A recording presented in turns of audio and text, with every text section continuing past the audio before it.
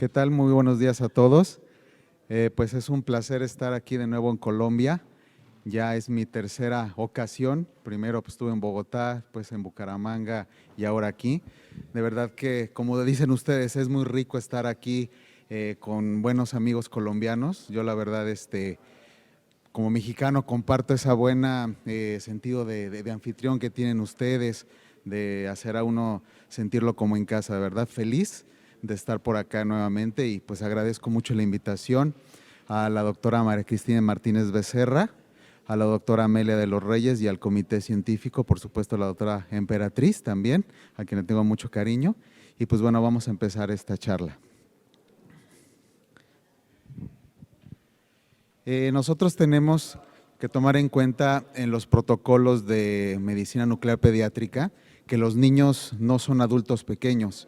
Lo que nosotros sabemos de medicina nuclear en el adulto no podemos traspolarlo a los niños. Esto es una especialidad completamente aparte. Es bien importante siempre que nosotros tengamos comunicación con el staff, tanto médicos como técnicos, y que esto sea referido hacia los cuidadores de los niños.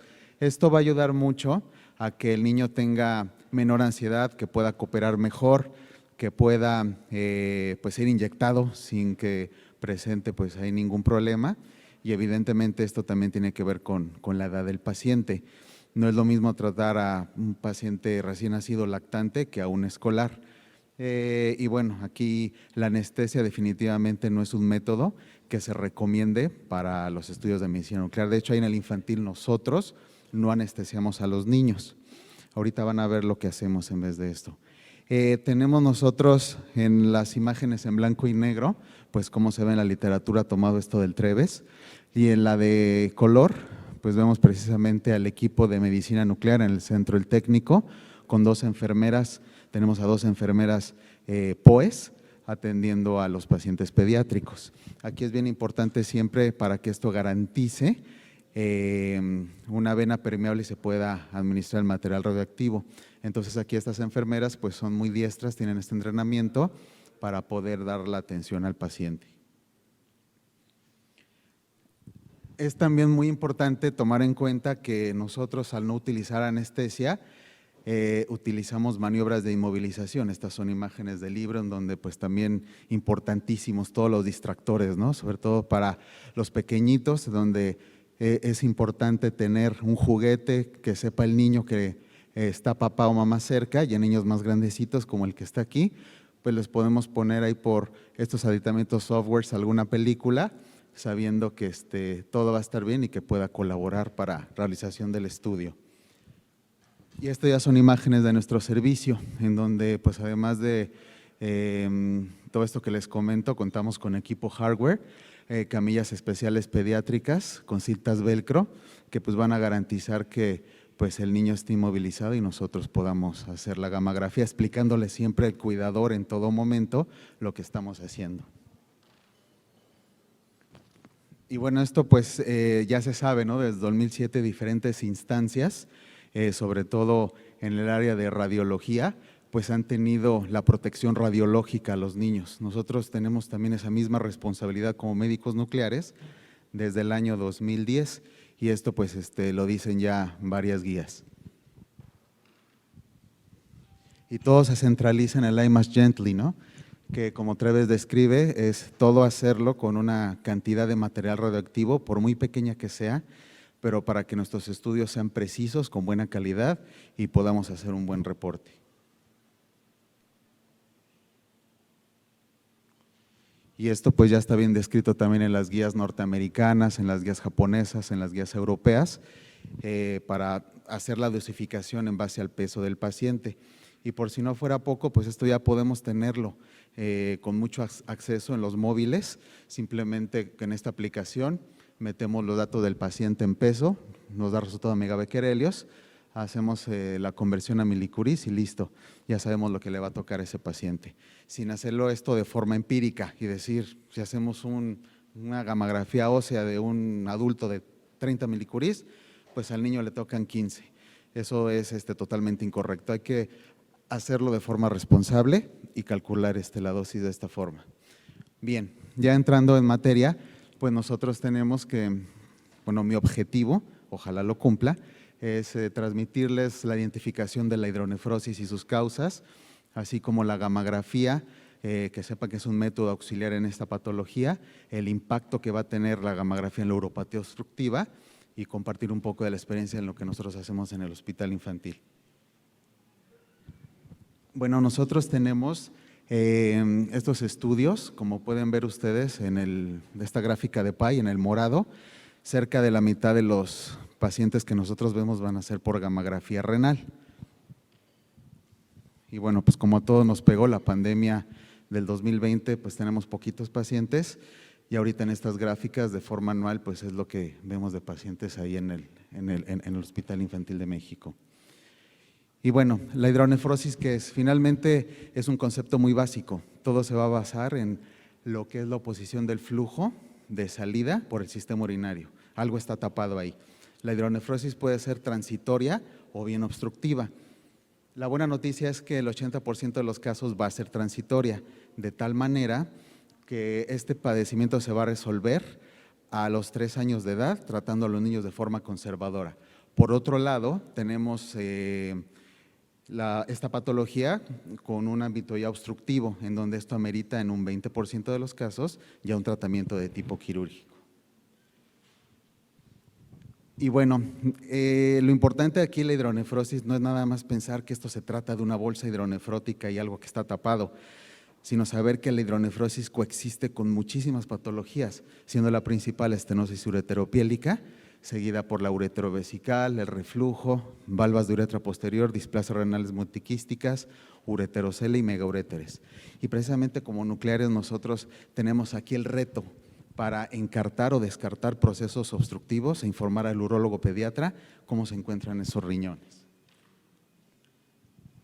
Bueno, diferentes sociedades, entre ellas las importantes, la Sociedad de Urología Fetal, la Sociedad de Pediatría Radiológica, la Sociedad de Urología Pediátrica, pues convergen en que es bien importante el ultrasonido como un estudio de punta de lanza en este sentido, para poder caracterizar cómo se encuentra una pelvis normal, seguida por una dilatación. Si tienen por ahí señalador, se los agradecería.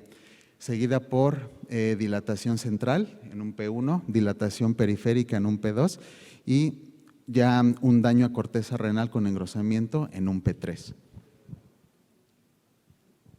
Y esto pues ya, como lo muestra este estudio, desde el 93 hasta la fecha, sugiriendo las diferentes sociedades, diferentes grados de dilatación de estos riñones, pues todos convergen en que los grados 3 y los grados 4 son los grados ya de hidronefrosis moderada y severa, y es lo que nos va a llegar a nosotros a los servicios de medicina nuclear. Y bueno, además de esto, nosotros tenemos que es bien importante detectar esta patología de forma antenatal, cuando el bebé pues, está en la panza de mamá. Entonces aquí nosotros para esto también tenemos clasificaciones como riesgo bajo y riesgo alto. Nosotros tenemos aquí que midiendo los diámetros de la pelvis y sabiendo que en el primer y segundo trimestre, digamos, esta patología llega a ser de bajo riesgo y no así en el segundo y tercer trimestre, en donde esta patología ya habla de un riesgo intermedio, un riesgo severo, como ya les decía a ustedes, tomando en cuenta las dilataciones de la pelvis. Por otra parte, ya cuando el paciente nace, pues es importante tomar en cuenta también estos riesgos. Estas dimensiones de la pelvis de manera anteroposterior, aunada a dilatación de cálices, pues confieren riesgo bajo. Esto además de uréteres anormales, ya riesgo intermedio con diámetros de pelvis mayor de 15. Y esto, además de estas características que estoy comentando, con un espesor cortical anormal, pues obviamente ya confiere un riesgo alto. Y ya como lo habíamos comentado, estos pacientes en riesgo intermedio severo son los que nos van a llegar a los… Y bueno, aquí es importante saber que un ultrasonido en un niño que manden por hidronefrosis de forma postnatal se debe realizar 48 horas después de que haya nacido el bebé, y esto es por la deshidratación fisiológica que pueden experimentar los recién nacidos y pueden subestimar las patologías como la hidronefrosis. Es importante que el ultrasonido lo haga un radiólogo pediatra experto y evidentemente mostrando todos estos aspectos a considerar. Bueno, nosotros tenemos que también el estudio de medicina nuclear en un recién nacido está recomendado al primer mes de vida, y esto es por los datos de inmadurez renal que va a tener el bebé. Estando de primera forma la inmadurez renal glomerular, seguida por la inmadurez renal tubular, y precisamente por eso nosotros tenemos, o idealmente, sé que aquí en Colombia es caro el MAC3, pero idealmente tendríamos que contar con un radiofármaco de eliminación por secreción tubular. Esto evidentemente calculado por las dosis que recomiendan las diferentes guías. Nosotros lo que hacemos es citar al paciente 1 hora antes del estudio para poderlo hidratar de forma intravenosa de 15 a 20 mililitros y aplicamos el diurético al iniciar el estudio, sabiendo que a los 2 minutos la furosemida es cuando empieza a tener este efecto. Las técnicas de adquisición correctas pues van a ser tener una visualización, incluir el campo de visión, los riñones y la vejiga. Es importante evaluar el tránsito cortical. De hecho, aquí el último curso que hubo por parte del Organismo Internacional de Energía Atómica en Pediatría es algo que digamos está en boga, se recomienda ya, ¿no? Siempre trazar el ROI al minuto 2, independientemente si hay una dilatación pielica o no. ¿Por qué al minuto 2? Porque aquí al minuto 2 se va a dar la máxima concentración parenquimatosa y cortical, y esto pues, nos va a servir para evaluar de mejor forma a estos riñones. La fase de eliminación, las curvas de Rayleigh hay que tomarlas con mucha consideración. De hecho, aquí hay 2 elementos importantes, como es la hiperfunción paradójica y el Tmax. Hay que recordar aquí que las pelvis de los niños van a ser pelvis retencionistas, van a ser pelvis grandototas. Entonces, al final del día, cuando nosotros hagamos este estudio, pues evidentemente la curva va a dar un patrón de ascenso, pero aquí debemos no solo quedarnos con esta información como van a ver a continuación. También aquí es nuestro deber informar, ¿no? Estos datos que estamos comentando de hiperfunción paradójica, que precisamente pueden sobreestimar la función renal, y en estos gamagramas de seguimiento, pues no hay que decir que el niño ha mejorado, realmente esto es una falsa positiva que hay que acotarla. La vejiga, como ya les comentaba, también es bien importante para tomarla en cuenta. De hecho, es tan importante como los riñones. En el adulto de repente cortamos la vejiga y hasta ahí nos quedamos. En los niños no. En los niños hay patologías como la vejiga neurogénica, son globos enormes, se llenan, y esto es bien importante también pues revisarlo, porque aquí hay patologías como ureteroceles, hay patologías como reflujos vesicoureterales o megauréteres, que al final del día pues nos están dando una información bien importante. Nos van a llegar también chiquitines con sonda a estos niños, y la recomendación cuando tengan un caso con sonda, hay que tener sonda abierta para hacer estos estudios. De igual forma, bien importante la imagen posmiccional, por drenaje, por verticalización, también es algo que nos puede ayudar mucho a evitar esta falsa. Y la imagen tardía, pues se recomienda tomarla de 60 a 90 minutos después. Casi en todos los protocolos hablan de una imagen estática o bien alguna imagen secuencial. Nosotros lo que hacemos es tomar imágenes secuenciales tardías de 5 minutos, como ahora les voy a mostrar. Y bueno, nada más aquí en esta lámina traemos lo que es un tránsito cortical normal, concentra los 2 riñones muy bien y eliminan. Pero no es así este caso de una displasia renal multiquística, donde vemos un tránsito cortical severamente prolongado. Y ya hablábamos también de las pelvis retencionistas. Estas pelvis retencionistas son como globos. Hay un pelvis muy redundantes. Estos son mecanismos protectores y adaptativos de estos riñones, precisamente para evitar los daños renales. Entonces, una pelvis de un niño va a retener de forma extrarrenal el material radioactivo, y esto pues evidentemente, como les comentaba, dan estos patrones ascendentes. También es bien importante tomar en cuenta los datos de insuficiencia renal. Es común ahí que luego en nuestro servicio nos manden a los pacientes con una patología obstructiva que está coexistiendo con una falla renal.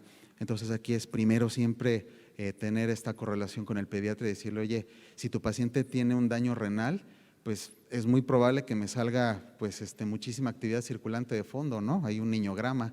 Entonces la verdad es que esto pues no te va a informar nada. De hecho aquí las curvas van a salir con un patrón totalmente indeterminado. También es importante luego, sobre todo en los pacientes oncológicos, las venas de los niños en las manos a veces son de difícil acceso y hay que canalizarlos por los piecitos. Entonces, es lo que estamos viendo precisamente aquí, un ascenso del radiofármaco de los pies por vena cava, pero esto es importante conocerlo y que el técnico pues tengamos esta correlación, porque de repente aquí al hacer el procesamiento podemos trazar un ROI en cava pensando que es aorta, y pues nos puede dar ahí variaciones en la interpretación. O bueno, como estos niños también, ¿no? Un caso de una poliquistosis renal bilateral, mandan este chiquitín de 3 meses, hacemos el estudio donde, pues ven ustedes, hay nula concentración del radiofármaco por ambos parénquimas renales. Este caso nos llegó el viernes pasado y pues este niño ya es candidato a un trasplante renal. Y bueno, estos son los clásicos casos de estenosis ureteropielocalicial. Entonces, precisamente lo que nosotros hacemos, ven ustedes aquí esta dilatación importante de piélica del riñón del lado izquierdo.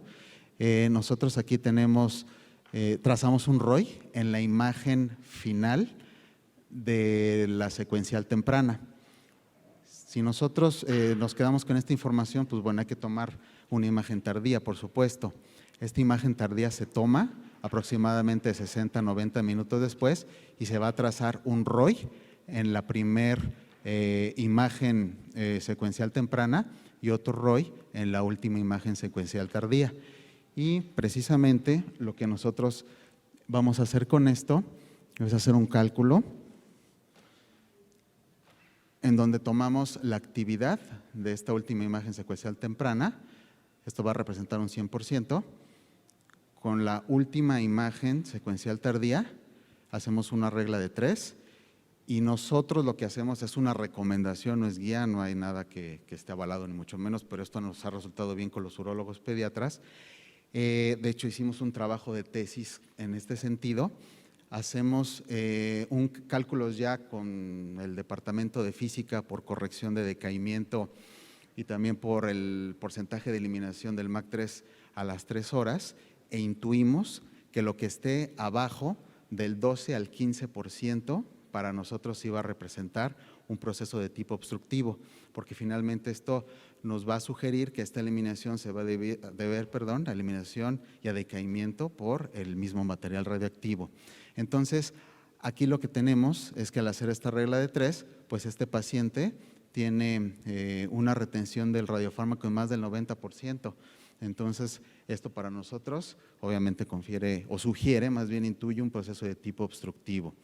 Tenemos nosotros aquí otro caso de una hidroureteronefrosis de forma bilateral y de la misma forma trazamos el ROI al final de la secuencial temprana, volvemos a trazar los ROIs al final de la secuencial tardía, inicial y tardía, y hacemos nuestra regla de 3. Aquí este caso es interesante porque lo que nosotros vemos es que al hacer el 100%, pues vemos que este paciente está con un 40% de eliminación. La verdad es que esto obviamente no nos está hablando de un proceso obstructivo. Además de 25,000 cuentas, pues ya ha bajado a 10,000. Pero aquí como dato importante es que el paciente de 10,500 cuentas, ¿sí? 10,500 cuentas subió a 10,600 cuentas. Entonces, ¿qué pasó aquí? También esta secuencial tardía nos va a permitir ver si hay reflujo vesicoureteral. Entonces, precisamente, además de evaluar un patrón de tipo obstructivo, pues nos está diciendo la secuencial tardía si hay eventos asociados en el riñón afectado. Como les digo, es algo que nos funciona a nosotros y pues se los transmito nada más como experiencia. Bueno, hablando aquí de los algoritmos de manejo y seguimiento basado en función renal diferencial, para nosotros una función renal diferencial del más del 45% amerita un seguimiento por ultrasonido en 3 meses.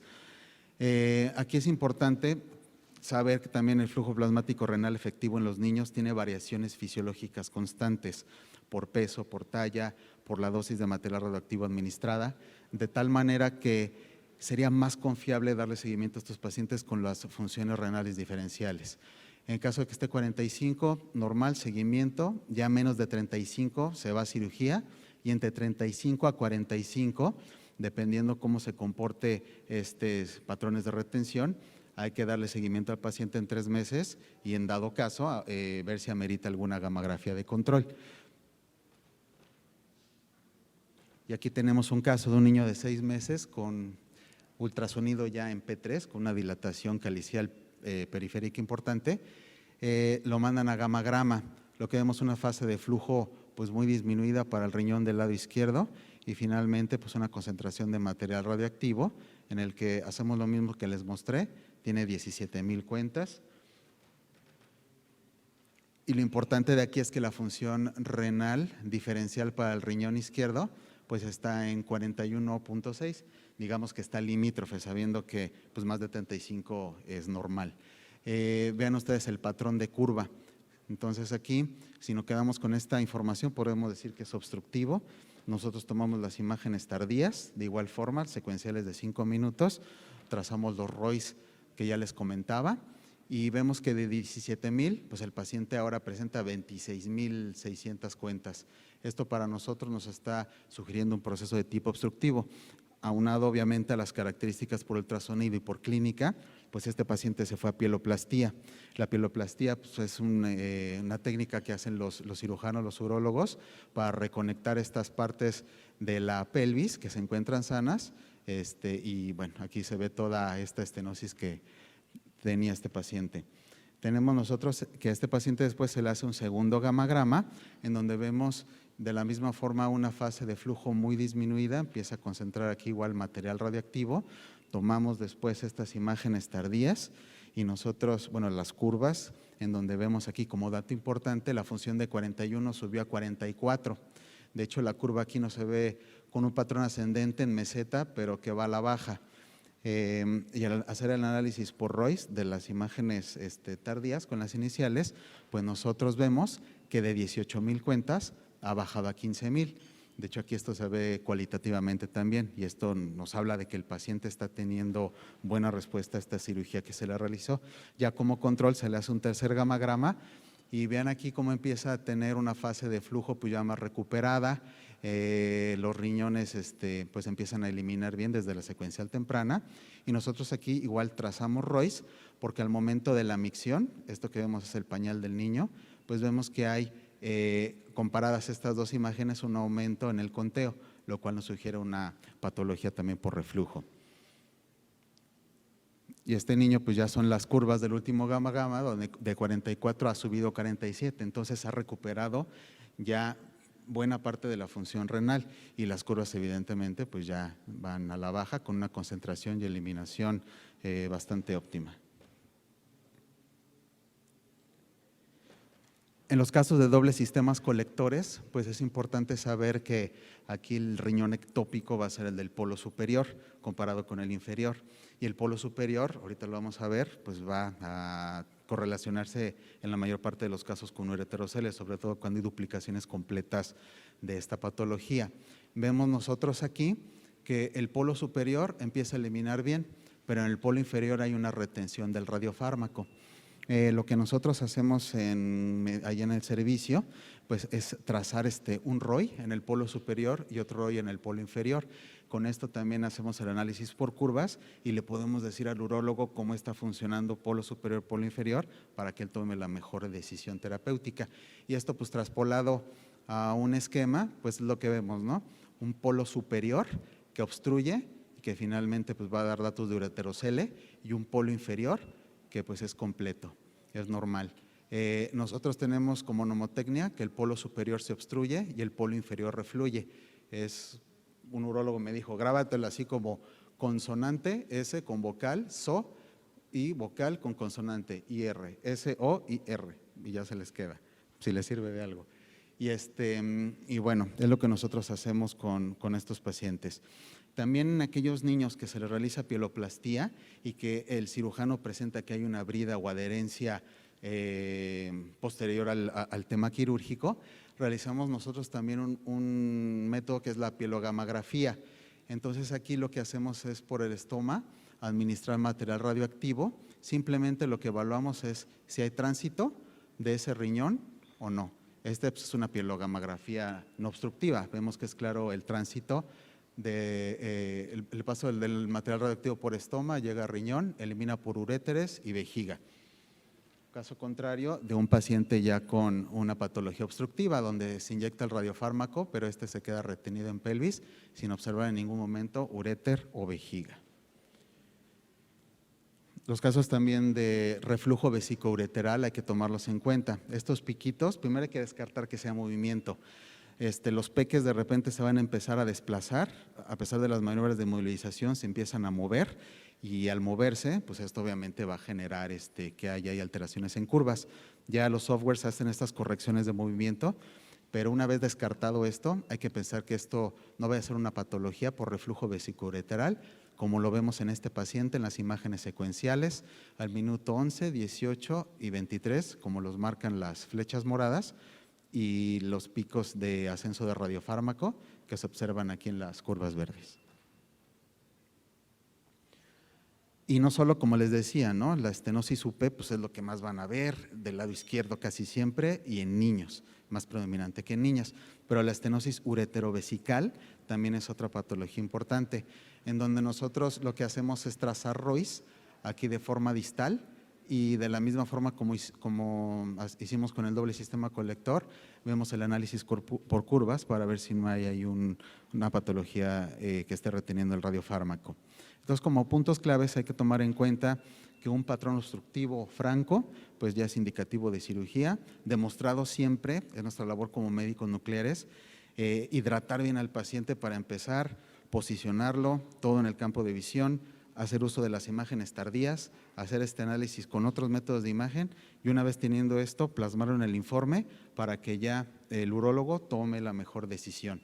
Hay que recordar que la mejor medida y para seguir al paciente la función renal diferencial, menos de 35 se va a cirugía, una disminución del 10%, pues también respecto a un gamagrama basal, pues no nos va a hablar como de algo bueno y hay que ver si este paciente requiere algún tratamiento quirúrgico. Y bueno, ya para finalizar, nosotros, es un artículo que me gusta mucho, de hecho del 2008, en donde evaluaron la reproducibilidad interobservador.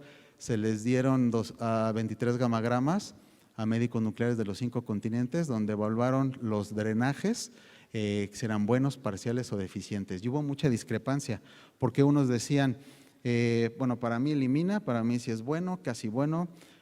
Otros decían, para mí pues no necesito tomar el efecto de la micción o cambio de posición del paciente. Otros subestimaban estas curvas planas y tenían temas también en interpretar a un riñón pequeño, que decían, pues no está funcionando muy bien por ser pequeño. Y otros decían, claro que está funcionando bien, hay que ver el análisis por curvas. En fin, les traigo esto porque es importante que nosotros homogeneicemos los criterios para que estos sean reproducibles, para que nosotros podamos hacer unos buenos informes. Hay que hablar con el mismo lenguaje que el urólogo pediatra para dar el mejor diagnóstico y tratamiento a los pacientes. Los puntos para llevarse a casa, pues igual, ¿no? La gamografía renal considera como una técnica infalible para determinar obstrucción en caso de hidronefrosis, siempre tomar las imágenes tardías y posmiccionales, hacer el cálculo de forma responsable con las guías y todo esto pues minar en la mejor decisión que va a tener el urólogo pediatra. Y bueno, pues aquí nada más algunas imágenes del hospital infantil. El 30 de abril celebramos allá en México el Día del Niño. Y pues luego todos los médicos adscritos, jefes, técnicos, enfermeras, todo el mundo nos disfrazamos. Por aquí anda un servidor, en esta no me disfracé, pero aquí sí estoy disfrazado, soy yo, también por acá. Esta es mi esposa, radiólogo pediatra, y bueno, nada más dándole a los niños dulces y un poquito de sonrisas. Pues muchísimas gracias por su atención.